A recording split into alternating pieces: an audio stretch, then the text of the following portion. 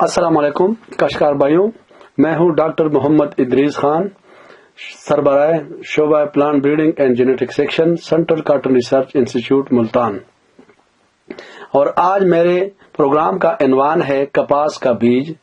اقسام اور ان کی پیداواری ٹیکنالوجی۔ سب سے پہلے تو میں اپنے کاشتکار بھائیوں کو گزارش کروں گا کہ وہ کپاس کی کاشت کے لیے صرف اور صرف کپاس کے منظور شدہ، معیاری، خالص اور بیماریوں سے پاک بیج کاشت کرے، اور یہ تصدیق شدہ بیج central cotton research institute Multan سے ممکنہ وسائل کی حد تک سرکاری نرخ پر حاصل کیا جا سکتا ہے۔ اس کے علاوہ ہمارے کاشتکار بھائی تصدیق شدہ اقسام کی معیاری بیج پنجاب سیڈ کارپوریشن اور رجسٹرڈ پرائیویٹ اداروں سے بھی مطلوبہ ضروریات کے مطابق حاصل کر سکتے ہیں۔ کاشتکار بھائی اپنی کاشت کے لیے اقسام کا انتخاب اپنے علاقے کے وسائل اور مد نظر اپنے آب و ہوا اور وسائل کو مد نظر رکھ کر زرعی ماہرین کے مشورے سے کریں، اور ہمارے کاشتکار بھائیوں کو چاہیے کہ وہ کپاس کی کاشت سے پہلے بیج کے شرح اگاؤ یعنی جرمینیشن پرسنٹیج ضرور معلوم کریں۔ تقریباً 75% اگاؤ والا بر اترا ہوا بیج 6 سے 8 کلو گرام فی ایکڑ کاشت کریں۔ جہاں تک central cotton research institute Multan کے کپاس کی اقسام کی بات ہے تو الحمدللہ CCRI ملتان کی کپاس کی اقسام کم پانی اور زیادہ درجہ حرارت میں زیادہ پیداوار دینے کے ساتھ ساتھ ملکی ٹیکسٹائل سیکٹر کی ضروریات اور فائبر کوالٹی کے لحاظ سے نہایت موزون ہیں۔ ہمارے ادارے کی BT اقسام CIM 632، CIM 600، CIM 602، CIM 599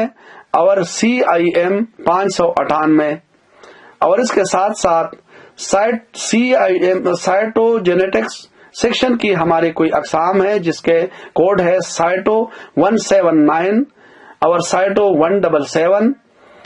ان اقسام کو کاشت کرے۔ کپاس کی یہ اقسام نہ صرف وائرس کے خلاف قوت مدافعت رکھتی ہیں بلکہ ہر قسم کے موسمی حالات میں زیادہ پیداوار دینے کی صلاحیت ان میں موجود ہے۔ کپاس کی یہ اقسام تقریباً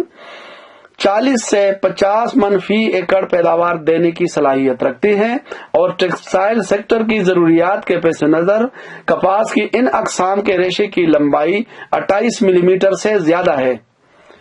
جبکہ CCRI ملتان کی نان BT اقسام بھی ہے جن میں CIM 602 جو 2018 میں اپروو ہوئی ہے، CIM 610 جو 2018 میں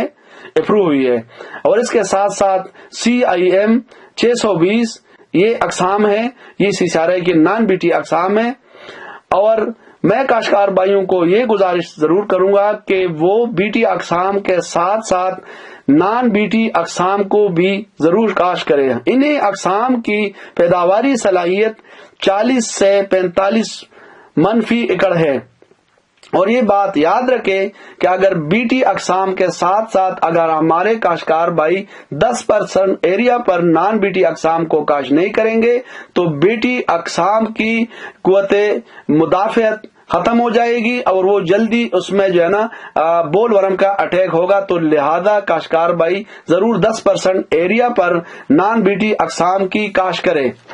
اور اب میں کپاس کی ان اقسام کے پیداواری ٹیکنالوجی کے بارے میں آپ لوگوں کو بتاتا چلوں۔ CCRI ملتان کی یہ اقسام گندم کی کٹائی کے بعد بھی اگر کاشت کی جائے،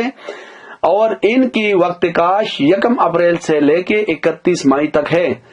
جبکہ کلوں پر کاشت کے لیے 6 سے 8 کلو گرام سیڈ فی ایکڑ جو بر اترا ہوا بیج ہو،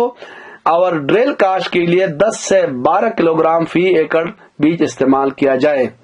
بجائی کے وقت 1 بوری DAP استعمال کیا جائے، جبکہ پہلے پانی پر 1 بوری یوریا فی ایکڑ اور باقی یوریا کا استعمال مناسب وقت پر کرتے جائیں۔ ابوپاشی کے لیے کپاس کے کاشتکار کلوں میں کاشت کی صورت میں پہلا پانی بوقت بجائی، دوسرا پانی 4 سے 5 دن کے بعد، اور بقیہ پانی موسمی حالات کو مد نظر رکھتے ہوئے دیں۔ جبکہ ڈرل کاشت کی صورت میں پہلا پانی 25 سے 30 دن بعد اور اس کے بعد اور بقیہ پانی موسمی حالات کو مد نظر رکھتے ہوئے دیں۔ چدرائی اور جڑی بوٹیوں کی تلپی 15 سے 20 دن تک مکمل کیا جائے اور پودوں کا درمیانی فاصلہ 9 سے 12 انچ تک رکھیں۔ پہلے پانی سے پہلے دوبارہ خشک گوڑیاں کرا لے اور بچ جانے والی جڑی بوٹیوں کو ہاتھ سے طلب کریں۔ آخر میں امید کرتا ہوں کہ ہمارے کاشتکار بھائیوں کو جو بتائی گئی ٹیکنالوجی کے مطابق یہ اگر